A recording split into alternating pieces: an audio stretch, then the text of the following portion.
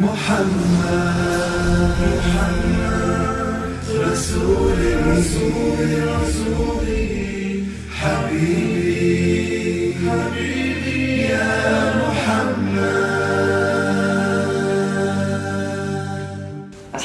আলাইকুম রহমতুল্লাহ। প্রিয় দর্শক, স্বাগত আজকের আয়োজনে। দেখছেন ফেব্রিক পেন নির্মিত লাল সবুজের সাপ্তাহিক আয়োজন জুমার দিনের চিঠি। প্রিয় দর্শক, দেখতে দেখতে আমরা অনুষ্ঠানটির ৭ম পর্বে চলে এসেছি। এই অনুষ্ঠানে আপনাদের পাঠানো প্রশ্ন নিয়ে আলোচনা করা হয়ে থাকে। প্রিয় দর্শক, আপনাদের প্রশ্নের কোরআন ও সুন্নাহের আলোকে জবাব দিতে আমাদের সাথে আছেন বিশিষ্ট ইসলামী চিন্তাবিদ, জনপ্রিয় টিভি আলোচক মাওলানা গাজী সানাউল্লাহ রহমানী। আসসালামু আলাইকুম রহমতুল্লাহ। ওয়ালাইকুম আসসালাম রহমতুল্লাহ। মুহতারাম, কেমন আছেন? আলহামদুলিল্লাহ রাব্বিল আলামিন। আপনি কেমন আছেন? আলহামদুলিল্লাহ। আমরা ৭ম পর্বে চলে এসেছি। আজকে অনুষ্ঠানটি ৭ম পর্ব।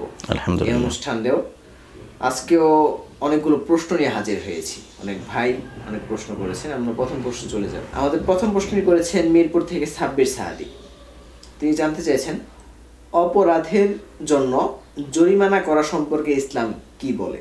যেমন বিভিন্ন শিক্ষা প্রতিষ্ঠান বা প্রতিষ্ঠানে সামান্য অপরাধের জন্য জরিমানা করা হয় অনেক সময়। এই জরিমানা ইসলামে জায়েজ কিনা?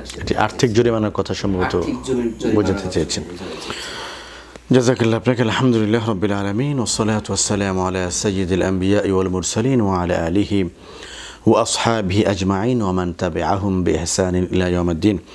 আল্লাহুম্মা আলহিমনা রুশদানা ওয়া আইযনা মিন শুরুরি আনফুসিনা সুবহানাকা লা ইলমা লানা ইল্লা মা আল্লামতানা ইন্নাকা আনতাল আলিমুল হাকিম। আলহামদুলিল্লাহ, জুমার দিনের চিঠি একটি চমৎকার আয়োজন। জুমার দিনে দর্শকরা নানান প্রশ্ন পাঠাচ্ছেন, তারা জানতে চান, তাদের কথাগুলি তারা আমাদের কাছে উপস্থাপন করেন, সেই কথাগুলির কুরআন ও সুন্নাহর আলোকে কি ব্যাখ্যা এটা জানতে চান। তো প্রথমে এই ভাইকে ধন্যবাদ জানাচ্ছি যে তিনি জুমার দিনের চিঠির যে আলোকিত কাফেলা এর সঙ্গে তিনিও যুক্ত হয়েছেন। তাকে প্রশ্ন করার কারণে এবং তার প্রশ্নের উত্তর প্রদানের প্রচেষ্টা করার কারণে রব্বুল আলামিন আমাদের সবাইকে ক্ষমা করেন এবং মাফ করে দিয়ে দ্বীন ও ইসলামের জন্য কবুল করেন, আল্লাহুম্মা আমিন। যে প্রশ্নটি তিনি করেছেন যে আর্থিক জরিমানা কোনো প্রতিষ্ঠান করতে পারে কিনা, আমি শরিয়ার কথাটি আপনাকে বলছি। আয-যুলমু যুলমাতু ইয়াউমাল কিয়ামা, পৃথিবীর কোনো জুলুম উচিত নয়। রাসূল বলেছেন এই জুলুম এটি কিয়ামতের দিন অনেক বড় অন্ধকার হিসেবে প্রকাশিত হবে। আপনি আমার উপর কখন জরিমানা করতে পারেন? যখন এই জরিমানার পেছনে যিনি জরিমানা প্রদান করছেন তার সন্তুষ্টি থাকবে। একটি স্কুলে জরিমানা হুট করে চাপিয়ে দেওয়া এটা শরিয়া সমর্থন করে না। যে তুমি অফিসে একটি হঠাৎ করে বলা হলো যে কালকে তুমি আসোনি, তোমার চাকরি থেকে বেতন কাটা হবে, তোমার বেতন থেকে কাটা হবে, বা তুমি 1 ঘন্টা লেট করে এসেছো, লেট ফি কাটা হবে। শরিয়া এটাকে এভাবে সমর্থন করে না, কারণ এটিও এক প্রকার জুলুম। তাহলে কি করতে হবে? এটি করতে হবে যখন তিনি স্কুলে ভর্তি হলেন একটি শিক্ষার্থী, তখন তাকে কিছু আইন দিয়ে দেওয়া যে আমাদের রুটিন হলো, আমাদের শর্ত হলো, যদি আপনি 1 দিন না থাকেন অথবা 3 দিন না থাকেন তাহলে একটি আর্থিক জরিমানা এরকম এত % আসবে, 50 টাকা আসবে, 20 টাকা আসবে। এই চুক্তিটা বছরের শুরুতে শিক্ষার্থীর পক্ষ থেকে এটি অনুমোদন নিয়ে নেয়। শিক্ষার্থী যদি তার সন্তুষ্টি চিত্তে সে জরিমানা দিতে রাজি হন তাহলে এক্ষেত্রে জরিমানা নেওয়া যেতে পারে। হুট করে কোনো জরিমানা চাপিয়ে দেওয়াকে শরিয়া সমর্থন করে না। চলে যাচ্ছি পরের প্রশ্নে। পরের প্রশ্নটি করেছেন ঠাকুরগাঁ থেকে ইয়াসিন আহমদ। তিনি জানতে চেয়েছেন ইস্তেখারা করার হুকুম কি, এটার সুন্নত তরিকা। জাযাকাল্লাহ ভাই ইয়াসিনকে, চমৎকার নাম, কোরআনে বর্ণিত সূরার নাম। কোরআনের যে সূরাটিকে রাসূলুল্লাহ সাল্লাল্লাহু আলাইহি সাল্লাম কলবুল কোরআন বলেছেন, কোরআনের হৃদয় বলেছেন, সেই নাম ইয়াসিন ভাই, ধন্যবাদ। আর তিনি প্রশ্ন করেছেন খুব চমৎকার। আমরা সকলে খুব কনফিউজড, দোদুল্যমনতায় ভুগি, বিভ্রান্তিতে ভুগি, কোনটা করব কোনটা করব না, এটা করব কি এটা করব না। 2টো দোকান, এই পাশের দোকানটা নেব না সেটা দোকান নেব, চাকরির 2টা অফার, এটা নেব না সেটা নেব, বিয়ের 5টা অফার, কোনটা করব? তো যাই হোক, ইস্তিখারা হাযা সুন্নাতুম মিন সুন্নতি রাসূলিল্লাহি সাল্লাল্লাহু আলাইহি ওয়াসাল্লাম। আল্লাহ রাসূলের যে অনুপম সুন্নতগুলি ছিল এর ভিতরে অন্যতম একটি সুন্নাহ হলো ইস্তিখারা করা, অনুপম সুন্নাহ। তো ইস্তিখারার 2টো পদ্ধতি। একটি পদ্ধতি হলো রাসূল করিম সাল্লাল্লাহু আলাইহি ওয়াসাল্লামের একটি সুন্নাত থেকে যেভাবে প্রমাণিত, নামাজ পড়া, দোয়া করা, লম্বা যে ইস্তেখারার দোয়াটি কিতাবে এসছে, হাদিসের কিতাবে এসছে, এই দোয়াটি পড়া, এটি আমাদের সাধারণ মানুষের জন্য একটু কষ্টকর, লম্বা দোয়া। তবে আমি সহজ একটি সুন্নাহ পদ্ধতি বলবো, সেটি হলো ওই লম্বা দোয়াটি পড়া কিন্তু আবশ্যক নয়। ইস্তেখারার একটি পদ্ধতির কথা আমরা জানি যে রাতে পবিত্র বিছানায় ঘুমাতে হবে, 2 রাকাত নামাজ পড়ে দোয়া পড়ে ঘুমাতে হবে, তারপরে স্বপ্নে দেখা যাবে, প্রথম দিন স্বপ্নে না দেখলে 3 দিন, এগুলি একটি পদ্ধতি, কিন্তু এটি আবশ্যক নয়। এর চেয়ে সহজ পদ্ধতিও আমাদের আছে, আমি সেটা আজকে আপনার মাধ্যমে দর্শকদেরকে অবগত করতে চাই। প্রথম বিষয় হলো মা আনাল ইস্তেখারা। ইস্তেখারা মানে কি? ইস্তেখারা হলো আস্তাখির, যে কোনো একটি বিষয়কে রব্বুল আলামিন যেন আমার জন্য সিলেক্ট করে দেন, নির্ধারিত করে দেন, আল্লাহর পক্ষ থেকে আমার অন্তরে ফায়সালা চলে আসেন, এই বিষয়টা আল্লাহর কাছে দোয়া করা, কামনা করা, প্রত্যাশা করা। রাসূল বলেছেন আল্লাহুম্মা আলহিমনি রুশদি ওয়া আইজনি মিন শাররি নাফসি। হে আল্লাহ, আপনি আমার অন্তরের ভিতরে আপনার ফায়সালাটাকে এলহাম করে দিন। এই দোয়া আমাদের জন্য, এটিও ইস্তেখারার একরকম দোয়া। আমি বুঝতে পারছি না আমি এটি করবো না এটি করবো, এ করবো না বি করবো, ক করবো না খ করবো। আল্লাহুম্মা আলহিমনি রুশদি, আল্লাহুম্মা আলহিমনি রুশদি, আল্লাহুম্মা আলহিমনি রুশদি। আল্লাহ গো, আমার মনের ভিতরে যেটা উচিত, যেটা কল্যাণকর, যেটা খায়ের, যেটা ভালো, সেটা মনের ভিতরে জাগিয়ে দিন। বেশ, এরপরে বিসমিল্লাহি তাওয়াক্কালতু আলাল্লাহ বলে আপনার যেটি ইচ্ছে সেটিকে আপনি সিলেক্ট করে নিন, মনে যেটি আসলো সেটিকে সিলেক্ট করে নিন। এটি আল্লাহ তাআলার পক্ষ থেকে আপনার প্রতি আলহাম, এটি আল্লাহর পক্ষ থেকে আপনার প্রতি ইশারা। এখন যদি দেখা যায় ইস্তেখারা করার পরেও আপনি যেটি সিলেক্ট করেছেন এটি আপনার জন্য কল্যাণকর হয়নি, বুঝতে হবে বিয়াদিকাল খাইর ওয়া হুয়া আলা কুল্লি শাইইন কদির, হয়তো পরেরটি আপনার জন্য এর চেয়ে বেশি সমস্যা করছিল। শুরুতে আসি, ইস্তেখারা কীভাবে করতে হবে?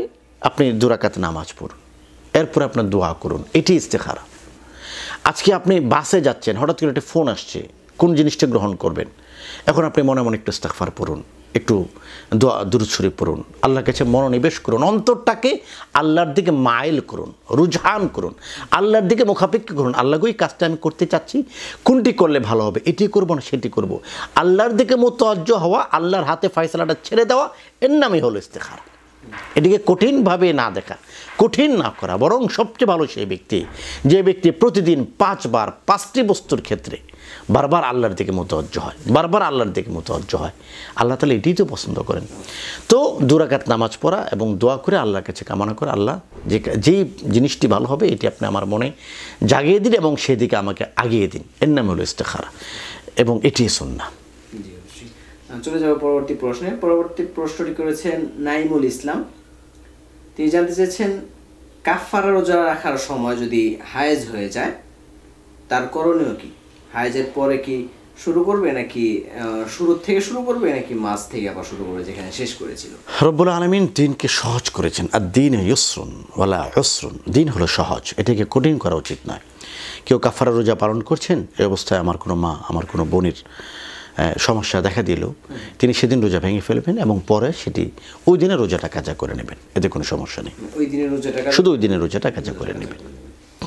পরবর্তী প্রশ্নটি করেছেন ঢাকা রানীমহল থেকে বর্ষা। তিনি জানতে চাচ্ছেন কোন রোগীকে রক্ত ডোনেট করার হুকুম কি?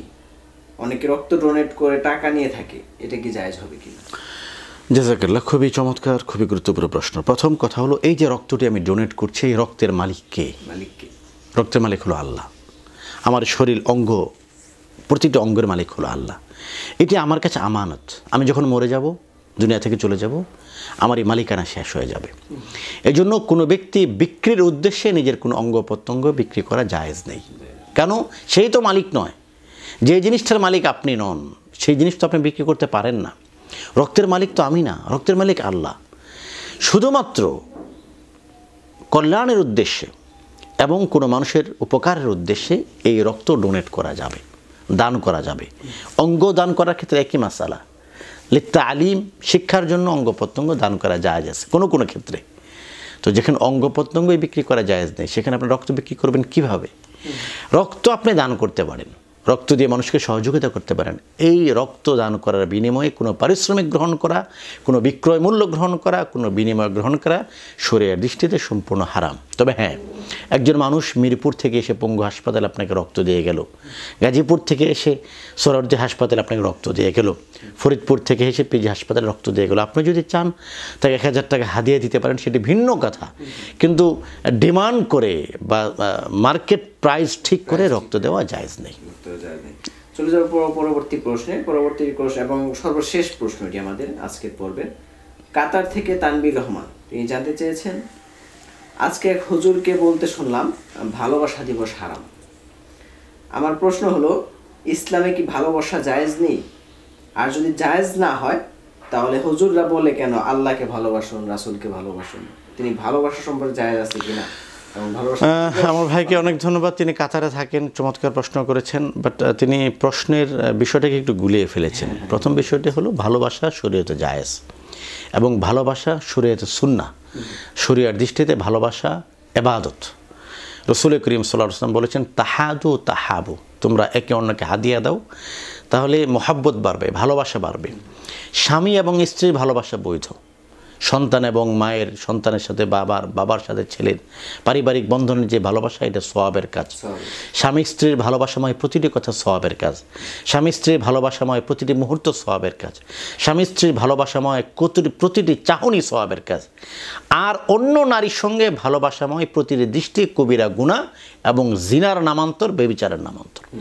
বুঝতে হবে, একজন লোক ছুরি নিয়ে আপনার পেট ফেরে ফেললো, এ ডাকাত, তার ফাঁসি হবে যদি সে পুলিশের কাছে ধরা খায়। আরেকজন লোককে আপনি আপনার পেট কাটার জন্য 2 লক্ষ 3 লক্ষ টাকা দিয়ে হাতে পায়ে ধরছেন, ভাই আমার পেটের ভিতরে একটি টিউমার হয়েছে, মেহরবানি করে টিউমারটা বের করে দেন, এই নেন 3 লক্ষ টাকা। একই বিষয়, দুজনই আপনার পেট কাটছে, দুজনের হাতেই অস্ত্র, দুজনই আপনার শরীর থেকে রক্ত বের করবে।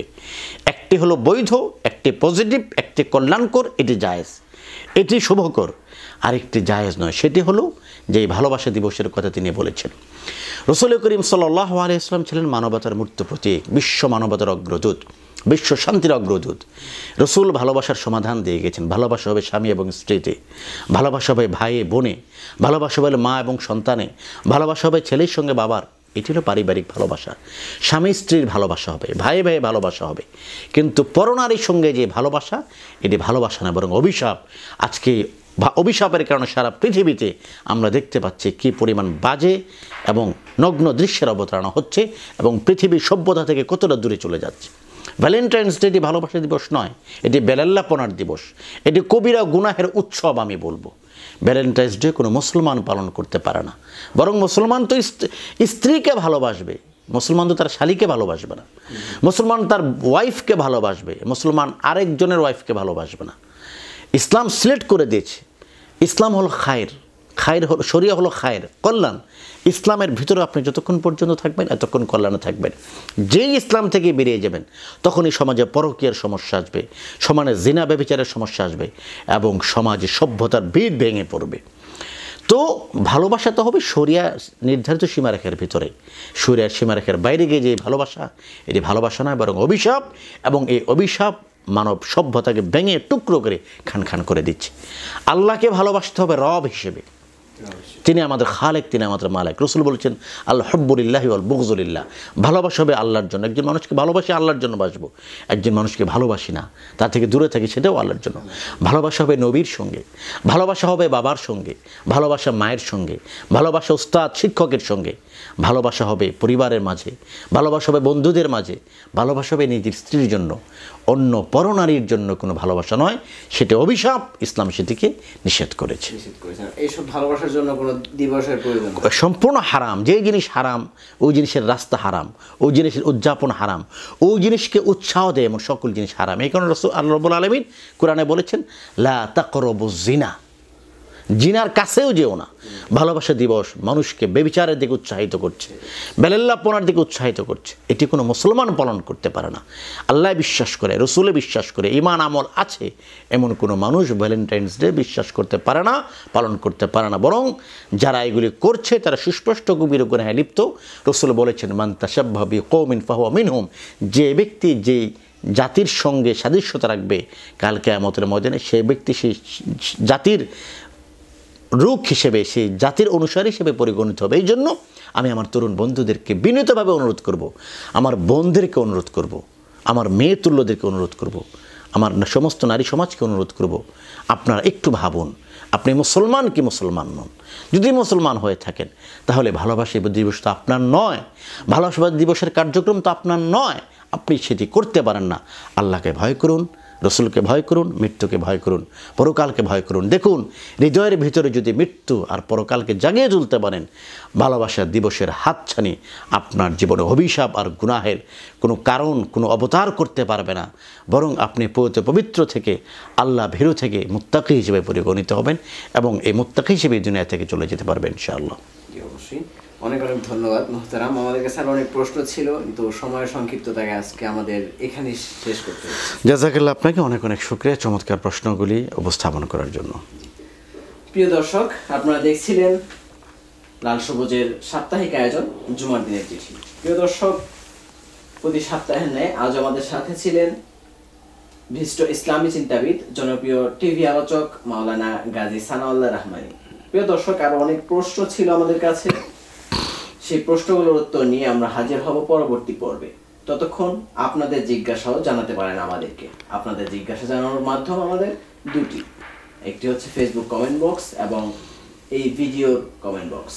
এই দুই মাধ্যমে আপনাদেরকে প্রশ্ন জানান। আমরা আগামী পর্বে আপনার প্রশ্ন নিয়ে আলোচনা করার চেষ্টা করব। দর্শক, প্রশ্ন পাঠাতে থাকুন। দেখা হবে আগামী পর্বে। ততক্ষণ ভালো থাকুন, সুস্থ থাকুন। আল্লাহ হাফেজ। আসসালামু আলাইকুম। محمد رسول